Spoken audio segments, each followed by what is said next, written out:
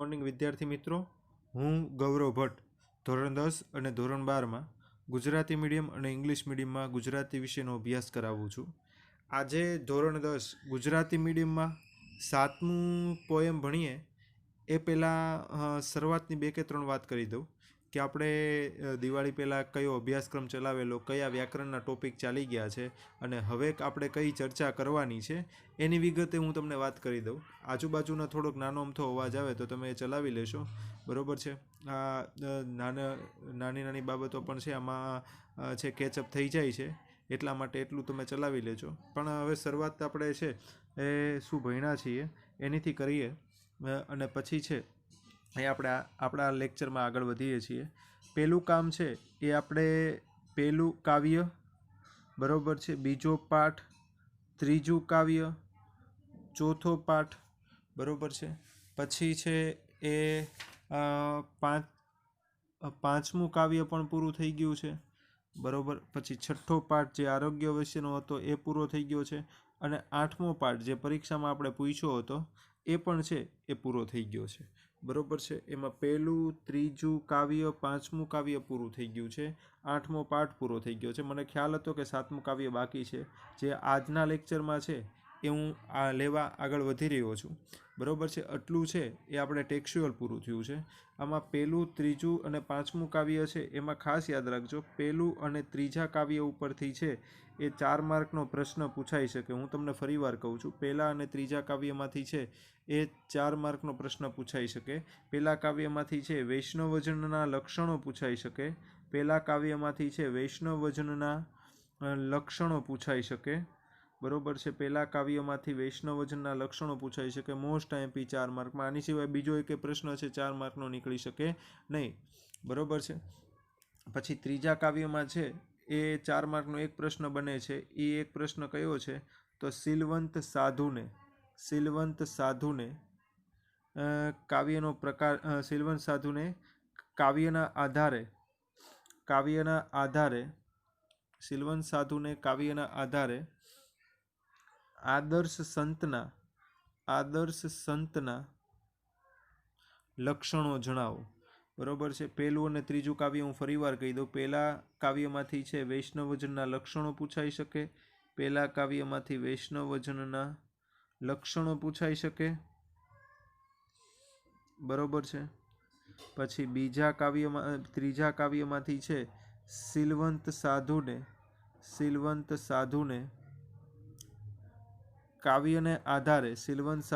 કાવ્યના આધારે આદર્શ સંતના લક્ષણો પૂછાઈ શકે. કાવ્યના આધારે આદર્શ સંતના છે એ લક્ષણો પૂછાઈ શકે, બરોબર છે. આ પહેલા અને ત્રીજા કાવ્યમાંથી મેં 4 માર્કની વિગતો તમને કીધી છે. હવે આપણે આગળ વધીએ છીએ 5મા કાવ્યની. 5મું કાવ્ય દીકરી છે. એ દીકરી કાવ્યમાંથી મને છે 4 માર્કના પ્રશ્નની સંભાવના ઓછી લાગે છે, પણ આ કાવ્યમાંથી દીકરીને લગતો છે એ કોઈ નિબંધ પૂછાઈ શકે. દીકરીને લગતો નિબંધ પૂછાઈ શકે. હવે દીકરીને લગતો કયો નિબંધ હોઈ શકે તો દીકરી વહાલનો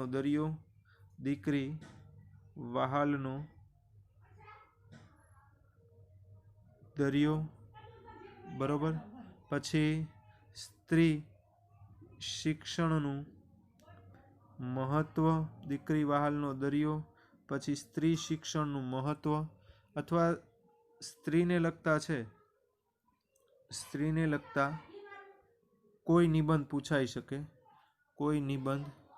પૂછાઈ શકે, બરોબર છે, બરોબર છે.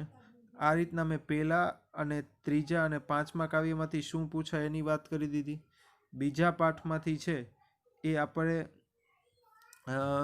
લગભગ 4 માર્કનો પૂછાય એવી સંભાવના ઓછી, પણ 4 માર્કનો એક પ્રશ્ન કદાચ હોઈ શકે અથવા 1 માર્કનો પ્રશ્ન વધારે હોઈ શકે, બરોબર છે. પછી ચોથો પાઠ છે, બરોબર છે, ભૂલી ગયા પછી. હવે આમાં છે મેં તમને વાત કરી, બરોબર છે, કે ખાસ આમાંથી પૂછાય, પણ એમાં અમુક ચેપ્ટર નીકળી ગયા છે, બરોબર. તો એ ચેપ્ટરની તમે છે કાઢી નાખજો. એ ચેપ્ટરમાંથી પ્રશ્ન નહીં પૂછાય 4 માર્કના કે કોઈ પણ પ્રકારના, એટલે એ કાઢી નાખજો. આ તો મેં તમને થોડીક અગાઉ જે હતું એની પ્રમાણે છે એ મેં તમને થોડું ઘણું નીકળી જતા હોય પ્રશ્નો, એ પ્રશ્નો તમે છે એ કાઢી નાખજો, બરાબર છે. પણ બાકી છે એ પ્રશ્નોની તમારે ખરેખર ગણતરી રાખવાની રહેશે, બરાબર છે. કારણ કે અમુક પાઠ નીકળી જાય છે એનો વાંધો નથી, પણ કદાચ નવું કંઈક પેપર સ્ટાઇલમાં એ લોકો સરકારે ફેરફાર કર્યો હોય તોની વાત છે, બરાબર છે. સાથે સાથે હજી અત્યારના અમુક નિયમ એવા છે કે 30% ઓબ્જેક્ટિવ પૂછવાના છે પ્રશ્ન અને 70% છે એ સબ્જેક્ટિવ પૂછવાના છે. પણ એ પ્રકારે કોઈ પેપર સ્ટાઇલ આવી નથી. એ આવશે ત્યારે હું તમને ચોક્કસ જણાવીશ અને એનું એક આપણે વિડીયો બનાવી નાખશું, બરાબર છે. પણ આટલું જે પૂછાણું છે, આટલું જે પૂછાય છે એની વાત કરી દઉં. વ્યાકરણમાં મેં તમને છે એ અલંકાર ચલાવી દીધા છે, અલંકાર ચલાવી દીધા છે, વિશેષણ ચલાવી દીધા છે, અલંકાર ચલાવી દીધા છે, વિશેષણ ચલાવી દીધા છે, ક્રિયા વિશેષણ ચલાવી દીધા છે, બરાબર છે. પછી વાક્યના પ્રકાર ચલાવી દીધા છે. એમાં કર્તરી આવી જાય, કર્મણી આવી જાય, પ્રેરક આવી જાય, બરાબર છે. જોડણી ચાલી ગઈ છે.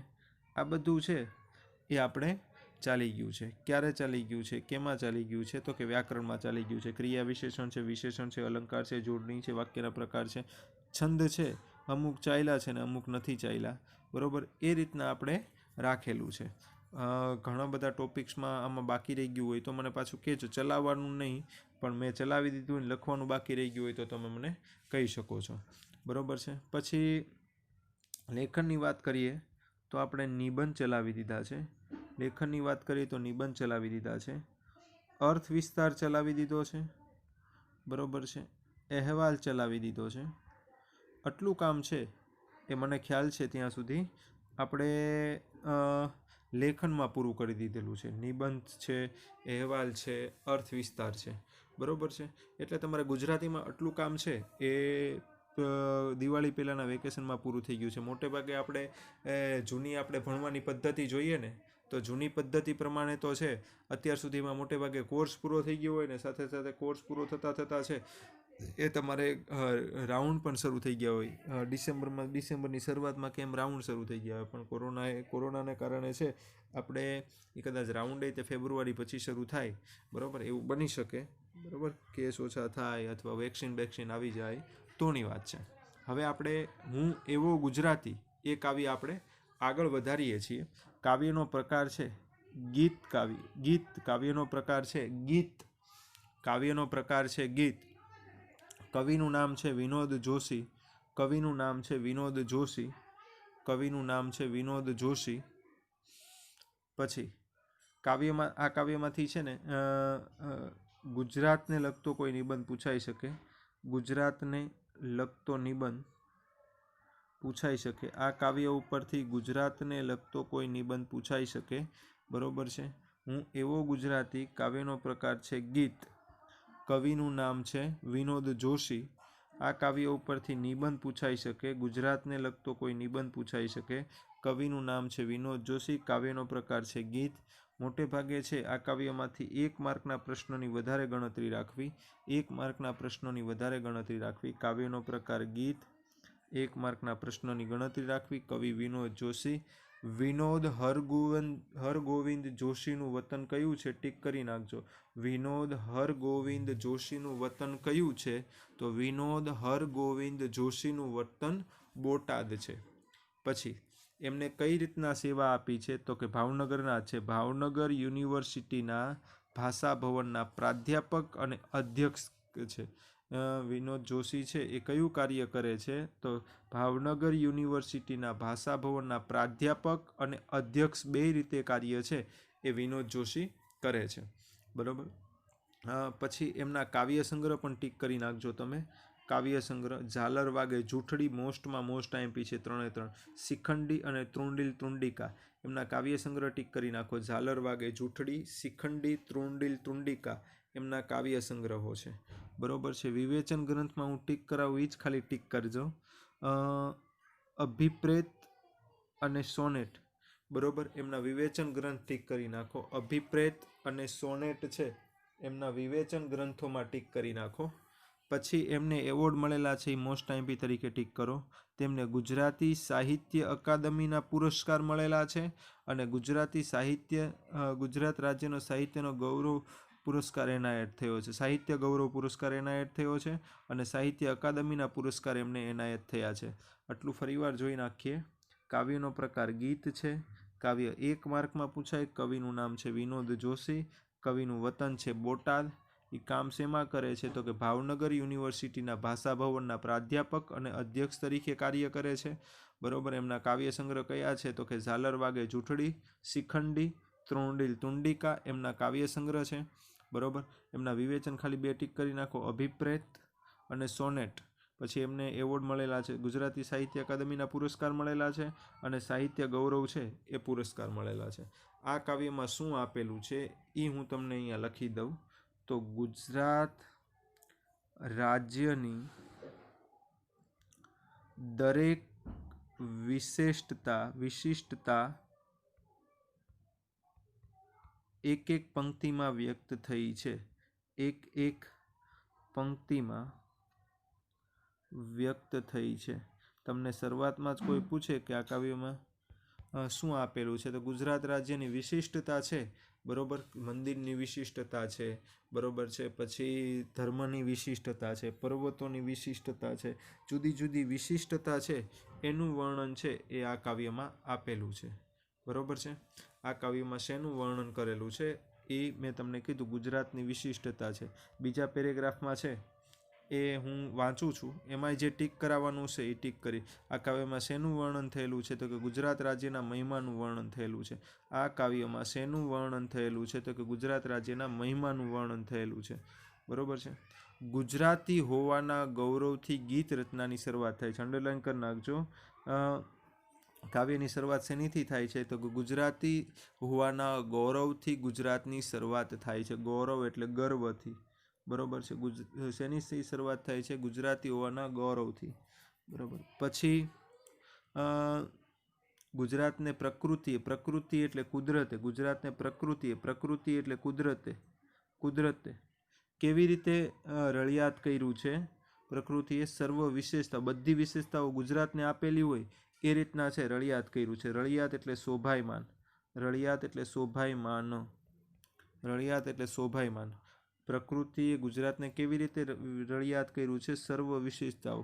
તમે જો તો ગુજરાતને છે પ્રકૃતિએ પર્વતો પણ આપેલા છે. બરોબર છે.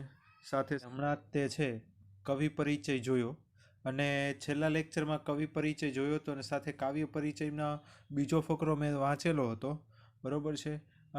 અને કવિ પરિચય ફરીવાર અત્યારના મેં રિવિઝન કરાવ્યું અને ગઈકાલની વાત કરી હતી એમાંની મોટાભાગની સેમ વાત છે અત્યારના મેં તમને પાછી સાથે રિવિઝન કરાવી દીધી છે. બરોબર. હવે આપણે કાવ્ય ભણવા જઈ રહ્યા છે તો એ કાવ્ય છે એ તમે જોતા જાઓ અને સાથે છે પહેલાં હું અંડરલાઈન કરાવી દઉં. એમાં અંડરલાઈન કરાવવામાં કાંઈ બાકી રહી જાય તો પછી પાછું કાવ્ય ભણાવું ત્યારે પણ અંડરલાઈન હું તમને કરાવી દઈશ. બરોબર છે. તો અત્યારના પહેલાં અંડરલાઈન કરીને લખતા જાઓ, પછી આપણે કાવ્ય ભણીએ. ગજ ગજ છાતી ફૂલવી. ગજ ગજ છાતી ફૂલવી એટલે ગર્વ થવો કે અભિમાન થવું. ગજ ગજ છાતી ફૂલવી એટલે ગર્વ થવો કે અભિમાન થવું. બરોબર છે. ગજ ગજ છાતી ફૂલવી એટલે ગર્વ થવો કે અભિમાન થવું. બરોબર. નર્મદા. ભાઈ નર્મદા એનો નર્મ એટલે આનંદ. નર્મ એટલે આનંદ અને દા એટલે આપનારી. નર્મ એટલે આનંદ અને દા એટલે આપનારી. નર્મદા એટલે આનંદ આપનારી. નર્મદા એટલે આનંદ આપનારી. ઉપપદ સમાસ થાય. ઉપપદ સમાસ થશે. નર્મદા એટલે આનંદ આપનારી. ઉપપદ સમાસ થશે. બરોબર છે. પછી આગળ જોઈએ છે પિંડ એટલે ઘાટ. પિંડ એટલે ઘાટ. પિંડ એટલે ઘાટ. બરોબર છે. પછી રત્નાકર એટલે સમુદ્ર અથવા દરિયો. રત્નાકર એટલે સમુદ્ર અથવા દરિયો. રત્નાકર એટલે સમુદ્ર અથવા દરિયો. પછી સાવજ એટલે સિંહ. સાવજ એટલે સિંહ. સાવજ એટલે સિંહ. પછી ત્રાડ એટલે ગર્જના. ત્રાડ એટલે ગર્જના. ત્રાડ એટલે ગર્જના. પછી ગરવું એટલે મહાન. ગરવું એટલે મહાન. લચકાતી એટલે લહેકાવાળી, લચકાતી એટલે લહેકાવાળી, લહેકાવાળી, એને લચકાતી કહેવાય. પછી નવરાત્રિ, નવરાત્રિનો સમૂહ, નવરાત્રિ એટલે નવરાત્રિનો સમૂહ, ઉપપદ દ્વિગુ સમાસ થાય. નવરાત્રિ એટલે નવરાત્રિનો સમૂહ, દ્વિગુ સમાસ થાય. પછી ગર્ભદીપ, ગર્ભદીપ એટલે છે ને ઈ ગર્ભ પેલું કહેવાય ને, નવરાત્રિનો શબ્દ કે ગરબાનો શબ્દ આની ઉપરથી ઉતરી આવ્યો છે. એટલે માટી હોય ને માટીમાં ઓલું પેલું કહેવાય ને, માટલું નહીં પણ નાનું માટલા જેવું જ હોય પણ નાનું હોય, બરોબર, એમાં કાણા પાડવામાં આવે ને વચ્ચે દીવો મૂકવામાં આવે અને ગર્ભદીપ કહેવાય, બરોબર. શત્રુંજય તો તમને ખબર છે, પાલીતાણામાં જે પર્વત આવેલો છે એનું નામ શત્રુંજય છે. પાલીતાણામાં જે પર્વત આવેલો છે એનું નામ શત્રુંજય છે. અને શૃંગ એટલે શિખર, શૃંગ એટલે શિખર અથવા ટોચ, શૃંગ એટલે શિખર અથવા ટોચ. પછી ધવલ એટલે શ્વેત, ધવલ એટલે શ્વેત, શ્વેત, ધવલ એટલે શ્વેત. તેજ, તેજ એટલે પ્રકાશ, ધવલ એટલે શ્વેત, તેજ એટલે પ્રકાશ. એનું વિરુદ્ધાર્થી થાય અંધકાર, એનું વિરુદ્ધાર્થી થાય અંધકાર, અંધકાર. અને બીજું એક વિરુદ્ધાર્થી થાય તિમિર, અંધકાર. બીજું એક વિરુદ્ધાર્થી થશે તિમિર.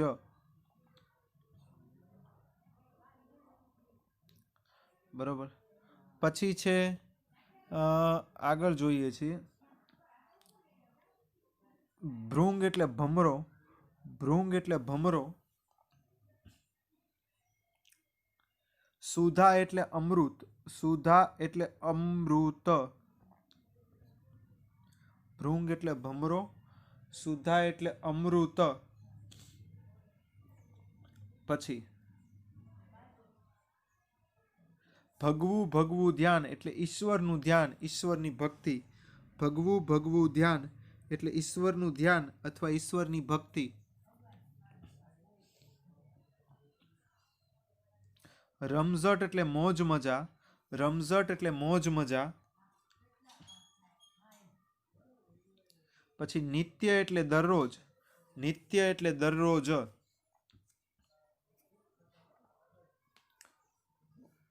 જંતર એટલે એક પ્રકારનું સંગીતનું સાધન છે, જંતર એટલે એક પ્રકારનું સંગીતનું સાધન છે. પ્રભાતી એટલે પ્રભાતિયા, પ્રભાતી એટલે પ્રભાતિયા, પ્રભાતી એટલે પ્રભાતિયા.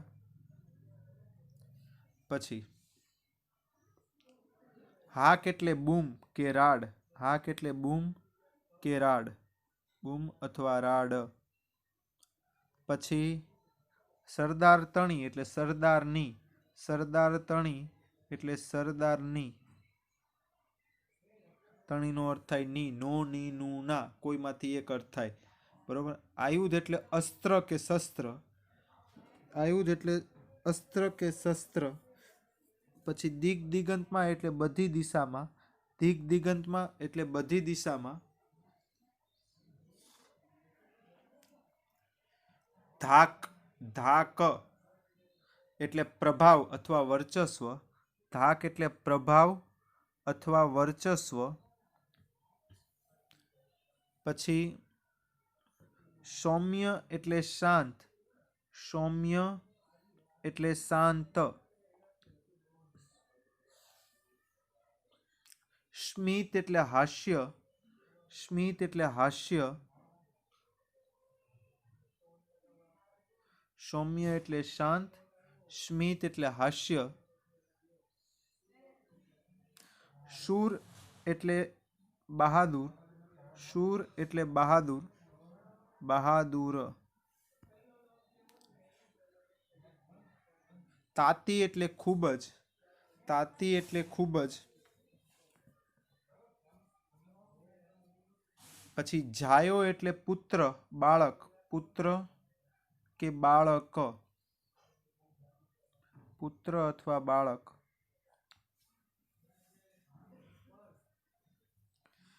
પછી ગુર્જર એટલે ગુજરાત, ગુર્જર એટલે ગુજરાત.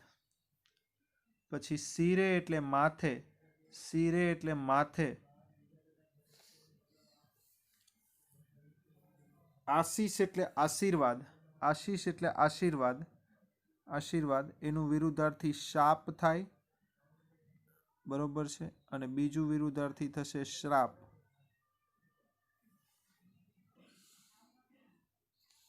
પછી કેવળ એટલે ફક્ત, કેવળ એટલે ફક્ત.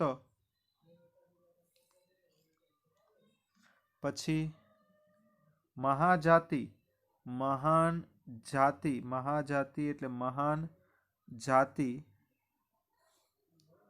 કર્મધારય સમાસ, મહાજાતિ મહાન જાતિ કર્મધારય સમાસ.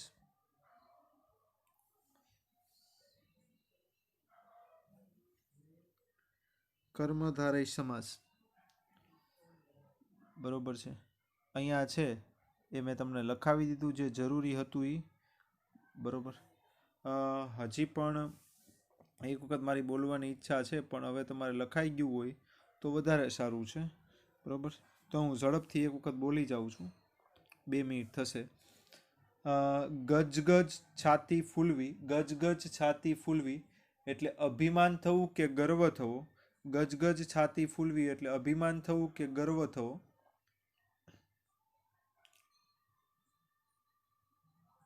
પછી નર્મદા એટલે આનંદ આપનારી, નર્મદા એટલે આનંદ આપનારી. ઉપપદ સમાસ, નર્મદા એટલે આનંદ આપનારી ઉપપદ સમાસ. પછી પિંડ એટલે ઘાટ કે આકાર, પિંડ એટલે ઘાટ કે આકાર.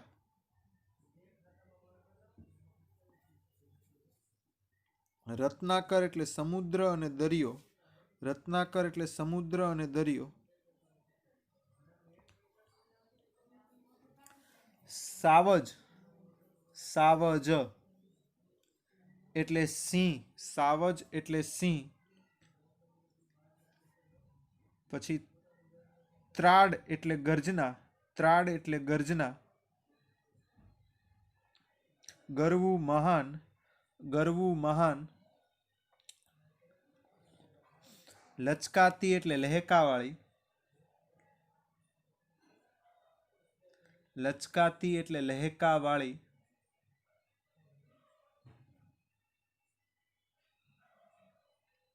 પછી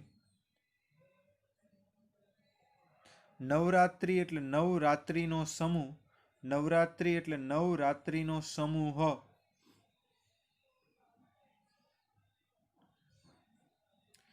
દ્વિગુ સમાસ થાય. શૃંગ એટલે ટોચ અથવા શિખર, શૃંગ એટલે ટોચ અથવા શિખર. ધવલ એટલે શ્વેત અથવા સફેદ, ધવલ એટલે શ્વેત એટલે સફેદ. એનું વિરુદ્ધાર્થી લખી નાખો શ્યામ. ધવલ એટલે શ્વેત અથવા સફેદ, એનું વિરુદ્ધાર્થી લખી નાખો શ્યામ. તેજ એટલે પ્રકાશ, એનું વિરુદ્ધાર્થી અંધકાર કે તિમિર. તેજ એટલે પ્રકાશ, એનું વિરુદ્ધાર્થી અંધકાર કે તિમિર. સુધા એટલે અમૃત, એનું વિરુદ્ધાર્થી લખી નાખો વિષ. સુધા એટલે અમૃત, એનું વિરુદ્ધાર્થી લખી નાખો વિષ. ભગવું ભગવું ધ્યાન એટલે ઈશ્વરનું ધ્યાન, ભગવું ભગવું ધ્યાન એટલે ઈશ્વરનું ધ્યાન. પછી નિત્ય એટલે દરરોજ, નિત્ય એટલે દરરોજ. પછી જંતર એટલે સંગીતનું સાધન, જંતર એટલે સંગીતનું સાધન. પછી પરભાતી એટલે પ્રભાતિયા, પરભાતી એટલે પ્રભાતિયા.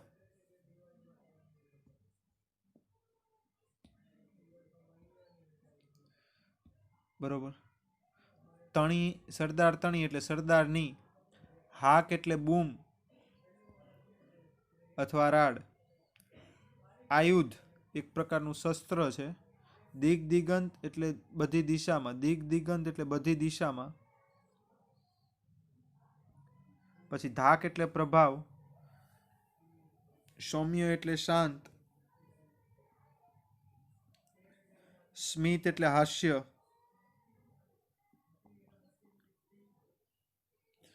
પછી શૂર એટલે બહાદુર, શૂર એટલે બહાદુર. તાતી એટલે ખૂબ જ, તાતી એટલે ખૂબ જ. પછી જાયો એટલે પુત્ર, જાયો એટલે પુત્ર. શીર એટલે માથે, આશીષ એટલે આશીર્વાદ, એનું વિરુદ્ધાર્થી શ્રાપ. પછી કેવળ એટલે ફક્ત, મહાજાતિ એટલે મહાન જાતિ, કર્મધારય સમાસ.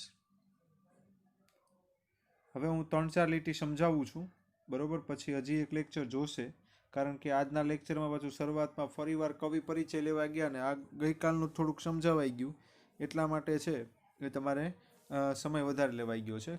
કવિ પોતાને ગુજરાતી હોવાની ગૌરવની વાત કરતાં કરતાં કહે છે કે કવિ કહે છે કે હું એવો ગુજરાતી, પણ કેવો ગુજરાતી, તો આગળ કહે છે કે જેની હું ગુજરાતી એ જ વાતથી ગજગજ ફૂલે છાતી. કે એવો ગુજરાતી કે જેની પોતે ફક્ત ગુજરાતી હોવાને કારણે જ તે પોતે ગુજરાતમાં જન્મેલો છે, પોતેનું વતન ગુજરાત છે, પોતે ગુજરાતમાં જ મોટો થઈ છે, બરોબર. એ વાતથી જ તે છે એની ગજગજ છાતી ફૂલી રહી છે, એને ખૂબ છે ગર્વ થઈ રહ્યો છે, એને ખૂબ છે અભિમાન થઈ રહ્યું છે, બરોબર છે. એ વાતથી તે, બાકી બીજું કોઈ નથી જોતું કે એને પોતાની પાસે સંપત્તિ છે, પોતાના બાપા આમ છે તેમ છે, એમ પોતે ગુજરાતી છે એ વાતથી એની ગજગજ છાતી ફૂલે છે. અને બીજા કારણો તો આ રહ્યા કે ગુજરાતીનું ગર્વ એટલા માટે છે કે જેના અંગે અંગમાં, બરોબર છે, એટલે કે મોટા ભાગના ગુજરાતના મોટા ભાગની જગ્યામાં છે નર્મદા વહે છે, બરોબર. નર્મદા કે ગુજરાતની આમ ગંગા કયો તોય ચાલે, બરોબર. એ નદી છે નર્મદા, જેની ઉપર સરદાર સરોવર ડેમ બંધાયો છે, તો એ નર્મદા અંગે અંગમાં વહે છે અને બીજી મોટી નદી એના શ્વાસોમાં ધબકતી હોય એવું લાગે છે. અરવલ્લીનો પિંડ છે, બરોબર, કે જેનો આખો ઘાટ છે અરવલ્લી પર્વતનો ઘડાયેલો હોય એવું લાગે છે, અને જેના તો સમુદ્રથી તો આપણે પરિચિત થઈએ, થોડા 50-100 કિલોમીટર આગળ જઈએ એટલે આપણને સમુદ્ર મળી જ જાય આમ તો, બરોબર. એટલે જેના પ્રાણમાં રત્નાકર ધબકે છે, પ્રાણમાં સમુદ્ર ધબકે છે, પ્રાણમાં છે એ શું છે તો કે સમુદ્રની તે ઓળખ છે, બરોબર. કારણ કે મેં તમને પહેલાંય કીધું હતું કે ગુજરાતમાં કેટલો લાંબો દરિયા કિનારો છે તો કે 1600 કિલોમીટર લાંબો દરિયા કિનારો છે, બરોબર છે. કેટલો લાંબો દરિયા કિનારો છે તો કે 1600 કિલોમીટર લાંબો ગુજરાતમાં દરિયા કિનારો છે, બરોબર. તો એ ગુજરાતનો દરિયા કિનારો, પછી એની પર્વત છે ગુજરાતમાં, અરવલ્લીનો પર્વત, સાપુતારા જે છે એ, બરોબર છે. 2 તો નદી છે, મુખ્ય 2 નદી, બાકી તો ઘણી બધી નદીઓ છે, બરોબર. એટલે આટલું જ તે આમ ખાસિયત જુઓ ને, ખાસિયત કાંઈ ન હોય, પોતે ખાલી ગુજરાતમાં જન્મેલા છે એ વાતથી છે એની છાતી ગજગજ ફૂલે છે, બરોબર. આગળ એમ કહે છે. અને પછી સૌથી વાત તો મેઇન વાત આવે, ગરવી આમ રોયલ એન્ટ્રી થાય. કોની એન્ટ્રી થાય રોયલ? તો કે સિંહની રોયલ એન્ટ્રી થાય, બરોબર. સિંહની રોયલ એન્ટ્રી થાય, એની ત્રાડની ગર્જના છે આ નજીકના 2-4 ગામો તો ધ્રુજાવી દે. ને આપણા તો એટલા મહાન લોકો રહે છે કે નેસડામાં નાની એમથી ઝૂંપડી બાંધીને છે સિંહની આજુબાજુ જ રહેતા હોય તોય ડર નથી લાગતો, બરોબર. તો એની સાવજની ત્રાડે તે છે એ જ તે ગુજરાત હોવાની ઓળખ છે. ગુજરાતની બોલી પણ છે એ ખરેખર લચકાતી હોય છે, લહેકાવાળી હોય છે. એટલે કવિ કહે છે કે હું આટલા જ કારણોને લીધે, આ બધા કારણોને લીધે છે હું ખરેખર ગુજરાતી હોવાનું, હું પોતે ગુજરાતનો હોવાનું છે એ ગર્વ અનુભવું છું, બરોબર છે. એનું વર્ણન કવિ અહીંયા કરેલું છે. પોતે ગુજરાતી હોવાનો ગર્વ છે એ શા માટે અનુભવે છે તો પહેલો બીજી કોઈ વિશેષતા નથી જોતી, બીજી કોઈ સંપત્તિ નથી જોતી કે પોતાના પિતા શું છે, પોતે શું છે, એ કાંઈ નથી જોતું. પોતે ખાલી ગુજરાતી છે એ વાતથી જેની પોતાની ગર્વ છે એ અનુભવે છે અને છાતી ગજગજ ફૂલે છે. બીજા તો જો 2 તો મહાન નદીઓ છે, નર્મદા અને મહીસાગર, સાથે સાથે છે અરવલ્લીનો ઘાટ પણ છે, બરોબર. એટલે કે આખો પર્વત છે અરવલ્લીનો છે. આપણે પેલું આબુ પર્વત તો અહીંયા ન આવે, બરોબર, બાકી ગિરનારનો પર્વત આવી શકે, એ આગળ છે એટલે અરવલ્લી જ રહે છે અહીંયા, બરોબર. પછી સમુદ્ર તો 1600 કિમી લાંબો દરિયા કિનારો છે. આ કારણોને લીધે છે એ અહીંયા આપણે ખરેખર આપણું આ ગુજરાત છે એ ઓળખાય છે. હું આજના લેક્ચરમાં છે પાર્ટ 2માં તમને પ્રશ્નો લખાવતો નથી, બરોબર છે. પાર્ટ 3માં છે એ પ્રશ્નો આખા કાવ્યના લખાવી દઈશ, ટીક પણ કરાવી દઈશ, બરોબર. આજનો લેક્ચર આપણે અહીંયા રાખીએ છીએ. બરાબર, થોડુંક વધારે ઓલામાં લેવાઈ ગયું છે એટલા માટે આપણે આજનો લેક્ચર થોડોક કહેવાય ને કે પૂરું કરવાની ઈચ્છા હતી પણ પૂરો થયો નથી topic. Thank you very much. Thank you.